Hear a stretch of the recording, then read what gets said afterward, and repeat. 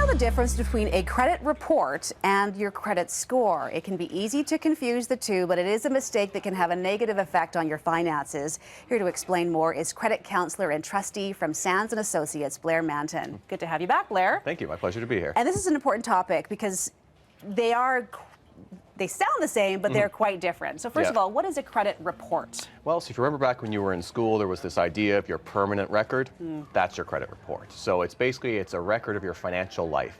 Everything that you've done for at least the last 6-7 years, every account that you've opened, payments you've made on time, payments you've missed, that's all noted on your credit report. So if you pull your credit report, it's going to be this long document. Every debt is going to report from R1, which is perfect, you pay everything on time, to R9, you've skipped the country, maybe you filed for bankruptcy, they're not getting any payments, they don't like you. R1 to R9 is what your credit report is going to show. Why is it important to see that report every once in a while? Well, what I found when I pulled my credit, and I think people will find this as well, is there's huge inaccuracies all the time. So it's pulling data from tons of different places, different transactions. So you need to really check your credit report to see, is it yours? Has someone stolen your identity? Is there things on there that just aren't true?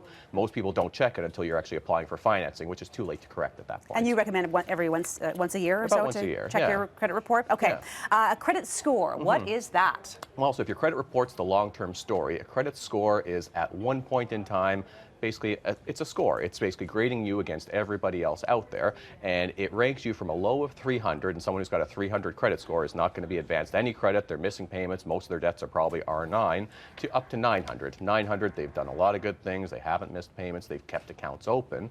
What's interesting, too, is sometimes things that you think are helpful, like applying for credit, opening new credit, can actually lower your credit score. How so? Well, people think if you're going out to apply for credit, maybe you're going to get all the credit at once, you're going to borrow a bunch of money and not be able to pay it back. So you do want to monitor things a little bit, but don't go out and apply for credit all the time or go out and calculate your credit score all the time. Okay. So what would we use our credit score for? Well, if you're going to apply for an apartment, quite often someone's going to do a credit check, so that's important. But most of the time, it's when you're applying for a mortgage or a car loan, your credit score is going to dictate, are you going to get financing? And if you do get financing, is it going to be at preferred terms, at standard terms, or at really specialty terms, which it's not a good specialty you want to be in. Oh, okay. If I have a great credit, but too much debt, how does that factor in here? I see this every day, day after day. Folks come in, they've got way too much debt, but they've actually got perfect credit. And if you can believe it, 70% of people that file for bankruptcy have great credit. They don't miss any payments. What you have to do is you have to sit down and figure out, if I'm going to keep this perfect credit score, am I ever going to be able to pay off this debt? If you look at your statements, it's going to tell you 50 to 100 years to pay it off.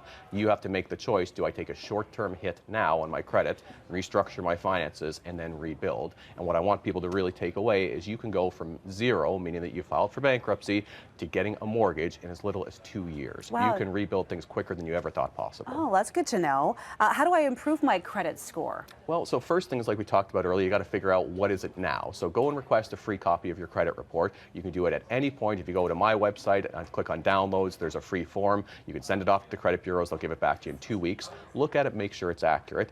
From there, you have to build some stories about good credit. So get a secured credit card, start to make all your payments on time, and really just be a responsible consumer. The number one reason people don't get mortgages, if you can believe it, is mispaid cell phone bills. Oh my gosh, really? Yeah, a few minutes or a few days late each month, and they're not getting a mortgage because it looks like they're delinquent because of, a $100 a month bill. Interesting. Good to know. Good advice. Thanks for that, Blair. And if you want to watch this segment again, go to our website, ctvmorninglive.ca.